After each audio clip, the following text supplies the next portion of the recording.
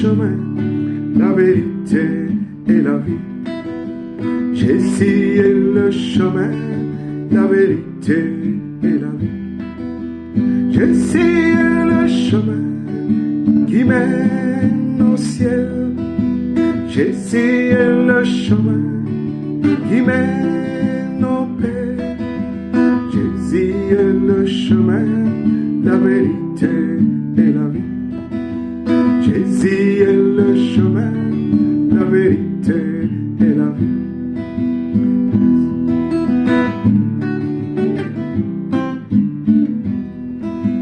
Yesu nizira ukuri n'ubugingo. Yesu nizira ukuri n'ubugingo. Yesu nizira ukuri n'ubugingo. Yesu nizira ukuri n'ubugingo. Yesu azalizela solo pebomo. Yesu azalinzela solo pebomo. Yesu azalinzela solo pebomo. Yesu azalinzela solo pebomo. Si tu veux la joie, viens à Jésus gratuitement. Si tu veux la paix, viens à Jésus gratuitement. Si tu veux le bonheur, viens à Jésus gratuitement.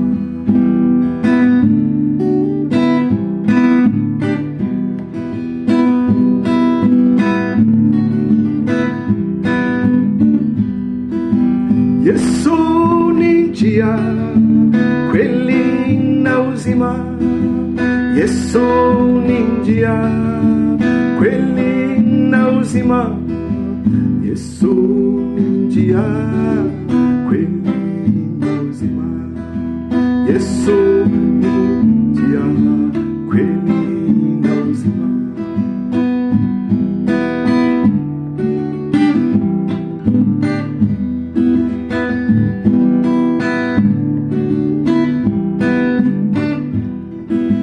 Jésus est le chemin, la vérité et la vie. Jésus est le chemin, la vérité et la vie. Jésus est le chemin, la vérité et la vie. Jésus est le chemin, la vérité et la vie. Jésus est la porte du royaume de Dieu. Jésus est la porte du royaume de Dieu. Oh, de Jésus, c'est la perdition. Oh, de Jésus, c'est l'amour. Car il est la vie, il est la vérité. Jésus est le chemin, la vérité et la vie.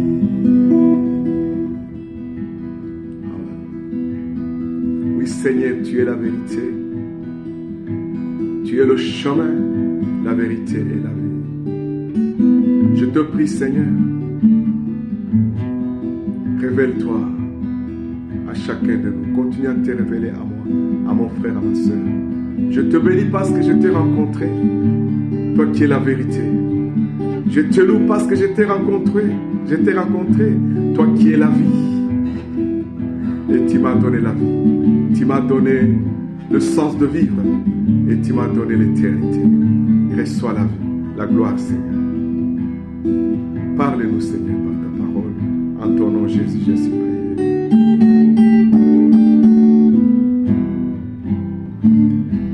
Amen. Hallelujah. Jésus est le chemin, la vérité et la vie. Hors de Jésus, il n'y a pas de vie. Yesu ni nzira, ukuri n'ubugingo.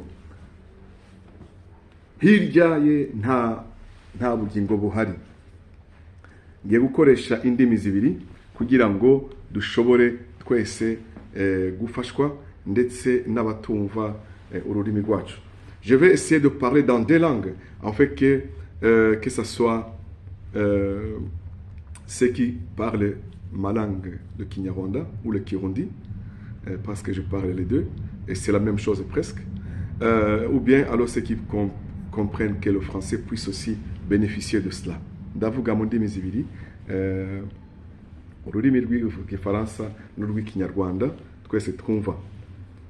Uyu munsi Imana yashize ku mutima ko tuganira ku jambo rivuga ngo nimuhunge abahanuzi b'ibinyoma. Fuyons les faux prophètes. Uyu munsi abantu benshi bashaka kumva ibinezereza amatwi yabo. Beaucoup de personnes veulent écouter ce qui fait du bien dans leurs oreilles et ne veulent pas écouter la vérité qui est la parole de Dieu. Abantu bose bashaka kumva ukuri kw'ijambo ry'Imana, kandi ijambo ry'Imana niryo ritanga ubugingo. Noneho mu bwami bw'Imana hajemo abantu bo badashakira inyungu z'ubwami bw'Imana, ahubwo bashaka inyungu zabo. Dans le royaume de Dieu, il y a les gens qui sont venus pour chercher d'autres choses qui ne sont pas, je peux dire, le bénéfice du royaume. Ils cherchent quels sont leurs intérêts. Alors ça fait que le chemin le plus court a été je peux dire, de dévier la parole. Mon frère et ma soeur, tu as besoin de la parole. Muvandimwe ukeneye ijambo niryo ritanga ubugingo. Yesu niwe atanga ubugingo. Ibyo ukeneye byose biri muri Yesu. Mon frère et ma soeur, tout ce que tu as besoin se trouve en Jésus-Christ. Alléluia. Je vais surtout parler vraiment à cette génération je peux dire, des chrétiens qui sont en train de se convertir, ou bien les gens qui courent derrière les bénédictions. Ndashakubwira kuraya navuga ni iyi generation y'abantu baro barakizwa canke bakijijwe heze imyaka mike, bariho barumva gusa ubutumwa navuga ni butari ubutumwa nka bwa bundi intumwa zavugaga. Alléluia. Tu as besoin d'écouter la parole de Dieu authentique. Bwa bundi navuga ni namata atarimo agatotsi. Myimerere, je crois, comme ça on dit en Kinyarwanda. Reka turebe ijambo ry'Imana. Riravuga ngo, je vais commencer par en Kinyarwanda, dans 1 Pierre, Petero wa mbere, igice cya kabiri, umurongo wa kabiri. 1 Pierre chapitre 2, verset 2. La Bible nous dit, Bibiliya atubwira ngo, mumere nk'impinja zivutse vuba, mwifuze amata y'umwuka adafunguye, kugira ngo abakuze abageze ku gakiza. Niba mwarasobongeye mukamenya yuko umwami wacu agira neza. Hallelujah. Je vais aussi lire en français. La Bible dit, désirez comme des enfants nouveau-nés le lait non frélaté de la parole, afin que par lui vous croissiez pour le salut, si vous avez goûté que le Seigneur est bon. Alléluia. Abantu bakunda kumva ibintu binezereje amatwi, ariko buriya ijambo ry'Imana iyo Bibiliya iratubwira ngo twifuze ijambo ry'Imana, ngo tumere nk'impinja zivutse vuba. Soyons comme de nouveau-nés. Les nouveau-nés, vous savez, les nouveau-nés, dès qu'ils sortent dans le ventre de sa mère, la première chose qu'il fait, il pousse un cri. Si c'est un enfant qui est né dans de bonnes conditions et en bonne santé. Icyambere umwana w'uruhinja niyo akiva mu nda ya nyina akora aradira akavuza induru, ikintu kimuhoza gusa n'ibere rya nyina. La seule chose, dès qu'il sort dans le ventre de sa mère, la seule chose qui peut calmer cet enfant, c'est seulement c'est seulement le sein de sa mère. C'est la seule chose qui peut calmer cet enfant. Mon frère et ma soeur, La Bible nous dit, ayons cet appétit de la parole. Ayons cet appétit de la parole. Autrement dit, ce que tu as besoin, ce n'est pas une autre prophétie qui sort de la parole. Parce que cette parole que le Seigneur nous a donnée, en tout cas, elle est parfaite. Elle est parfaite. Tout ce que tu as besoin se trouve dans la Bible. La seule chose que Dieu nous demande, c'est la foi. Ikintu ukeneye, ikintu bira itubwira, nitugire iyo nyota n'iyo nzara, kuko ibyo dukeneye byose biri mu jambo ry'Imana. Urashaka imigisha, iri mu jambo ry'Imana. Tu as besoin de la bénédiction. Seulement, Jésus est lui-même la parole. Et il est la bénédiction. Si tu crois à toutes les promesses qui sont là-dedans, tu seras béni. Urashaka gukura, tu as besoin de la croissance spirituelle. Cette parole est la seule qui peut t'aider à grandir dans la foi et dans la croissance spirituelle, afin que tu puisses arriver à la stature parfaite de Dieu. Iri jambo niryo ryagufasha ugakura ukageza ku rwego navugane urwego rwo gusana Yesu. Ariko ibyo byo kwiruka inyuma y'abahanuzi navuga ni abahanuzi b'abatubuzi, courir derrière les faux prophètes, courir derrière les gens qui veulent seulement te donner la parole qui fait de la bénédiction. Parce que là, Jésus est lui-même la bénédiction, mon frère. Yesu wenyine n'umugisha. Kugira Imana muri wewe, kugira ijambo muri wewe, ndakubwiza ukuri, ntabwo uziruka inyuma y'umugisha. Umugisha ntuzakwiruka inyuma kuko utanga umugisha ari muri wewe. Ne cours pas derrière ces gens qui ne fait que te parler des promesses, de ceci, de cela. Mais si tu prends celui que la parole te parle, si tu dévores sa parole comme un enfant nouveau-né, je te dis, tu vas. La bénédiction, elle sera en toi comme Dieu a béni Abraham. Et tu seras béni parce que là où Dieu se trouve, là où Dieu demeure, il y a la bénédiction. Hallelujah. Il y a la bénédiction. Je vais te lire la parole de Dieu dans Jérémie chapitre 15, verset 16. La Bible nous dit ceci. Tes paroles se sont trouvées devant moi.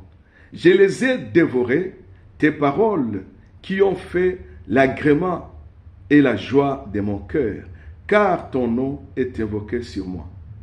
Tes paroles se sont trouvées, je répète, tes paroles se sont trouvées devant moi. Je les ai dévorées. Tes paroles ont fait l'agrément et la joie de mon cœur, car ton nom est invoqué sur moi. Amen. Mon frère, hallelujah. Je te dis, reka dusome mu ijambo ry'Imana muri Yeremiya 15 umurongo wa 16, ngo amagambo yawe amaze kuboneka ndayarya, maze ambera umunezero n'ibyishimo byo mu mutima wanjye, kuko nitiriwe izina ryawe Uwiteka Mana Nyiringabo. Amagambo yawe amaze kuboneka ndayarya, maze ambera umunezero n'ibyishimo byo mu mutima wanjye, kuko nitiriwe izina ryawe. Ijambo ryawe amaze kuboneka, haleluya, ndayarya maze ambera umunezero. Ijambo ry'Imana ryo kubera umunezero. La parole de Dieu doit être amène la joie, procure la joie. La parole de Dieu procure la paix. La parole de Dieu procure toutes les vitamines afin que l'homme spirituel, l'homme intérieur puisse croître. C'est lui qui verra Dieu, qui est ton esprit. Alléluia. C'est Dieu lui-même qui a dit, l'homme ne vivra pas du pain seulement, mais de toute parole qui sortira de la bouche de Dieu. La Bible nous dit, ta parole a été pour moi une joie. Alléluia. Et quand je l'ai dévorée, alléluia, elle m'a procuré la paix. Elle est la parole de Dieu. Jésus dit ceci, si vous demeurez en moi et que mes paroles demeurent en vous, alléluia, alors vous serez mes disciples. Alors demandez tout ce que vous voulez et je vous l'accorderai. Yesu aravuga ngo nimuguma muri jyewe ijambo ryanjye rikaguma muri mwebwe. Haleluya. Ngo muzaba niho bazamenya ko muri intumwa zanjye. Niho muzamenya ko muri intumwa zanjye. Hanyuma musabe icyo mushaka cyose nzakibaha. Mon frère, ne cours pas derrière ces faux prophètes. Il y a beaucoup de faux prophètes aujourd'hui. Hein? Vous savez, c'est là où je vais terminer. Ne soyons pas comme cette nation, parce que vous savez, dans notre culture africaine, beaucoup de parents, ils sont tombés dans l'occultisme quand ils étaient encore dans l'ignorance.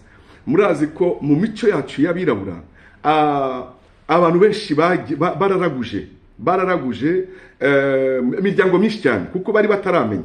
Noneho uwo muco waradukurikiranye. Alors, je peux dire, cette culture-là, de toujours aller demander à celui que je ne sais pas si je peux appeler sorcier ou bien qui, demander à ceux qui sont comme de prêtres, hein, dans le monde occulte, hein, dites-nous, ou bien même dire, hein, je peux appeler ça des sorciers. Qu'est-ce qu'ils demandaient, qu'est-ce que nous devons faire?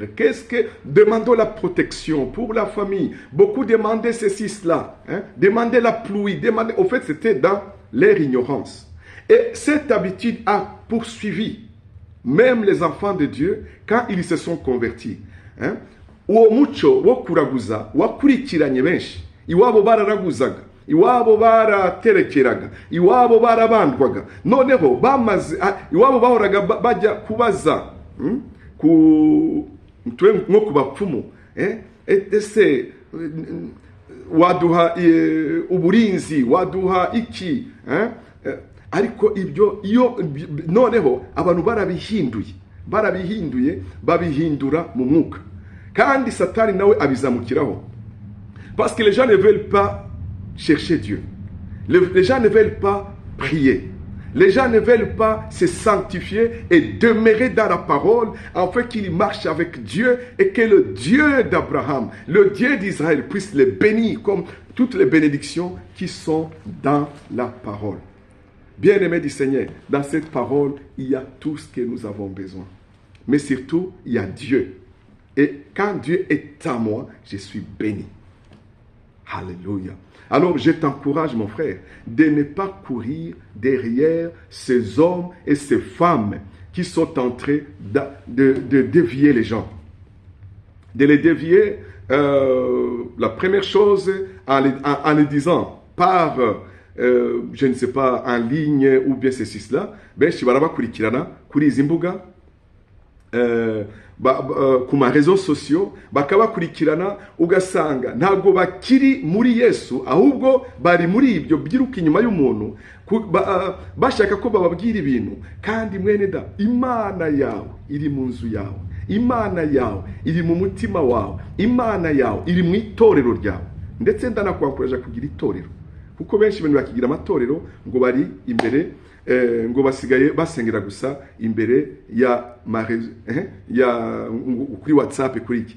Ibyo nibigufasha ariko nibizagutuma ukura mu mwuka. Ikizagutuma ukura mu mwuka nukuba uri mu itorero ukagira ukarerwa, ijambo ry'Imana rikakurera, nawe ukazagira ahantu urera abandi. Amen. Imana ihabwa icyubahiro. Rero ndakwankuraje ngo nimuhunge abo bahanuzi b'ibinyoma buzuye aho hanze, kuko biratubwira ngo bazabana benshi cyane, ariko ijambo ry'Imana turireke rikure muri twebwe. Ijambo ry'Imana turigenderemo, ijambo ry'Imana ribe ubuzima bwacu. Que la parole de Dieu soit notre vie, que la parole de Dieu soit, je peux dire, notre boussole. Que la parole de Dieu, et nous puissions demeurer. Alors là, nous porterons beaucoup de fruits et le Seigneur sera glorifié et lui, il nous bénira car nous sommes dans la parole. C'est comme si c'est lui dit, je suis le cep et vous êtes les sarments. Yewe ndi giti namwe muri amashami yanjye. Urumva, iyo uri ku giti, haleluya, amazi arazamuka mu mizi akazamuka no mu mashami. Quand tu es sur l'arbre, hein, le cep, hein, l'eau vient de racines, elle monte dans les branches. Et après, ce sont les fruits. Amen. Ikindi cya kabiri, tuzagenda tubireba ukuntu umuntu amenya abahanuzi b'ibinyoma. Prochainement, nous parlerons comment on peut reconnaître les faux prophètes. Quelles sont, en tout cas, les caractéristiques qui montrent le vrai et le faux? Parce qu'aujourd'hui, ça devient compliqué, mais béni soit le nom du Seigneur. Parce que la Bible dit ceci, nous avons, quand quelqu'un prophétise ou quoi que ce soit, hein, nous devons aller voir dans la parole. Nous devons voir ce qu'il dit, ça va avec la parole. En fait, c'est là où c'est mieux de connaître la parole. Parce que c'est le seul endroit où tu peux vraiment même juger les prophètes, la prophétie, la bonne et la mauvaise. Alléluia. Que Dieu vous bénisse. Amen. Mana yo mwijuru ndakwinginzeho umugisha iri jambo ryawe. Père, bénis cette parole et bénis ceux qui l'ont écouté. Umugisha n'abaryumvise kandi mwami uzaryumva wese rigireho rimuvana rigireho rimushitsa mu izina rya Yesu. Tous ceux qui écouteront cette parole, Seigneur, que cette parole puisse l'aider à la quitter là où il était pour l'amener dans une autre gloire. Au nom de Jésus, Amen. Soyez bénis. C'était l'apôtre Alexis. Amen.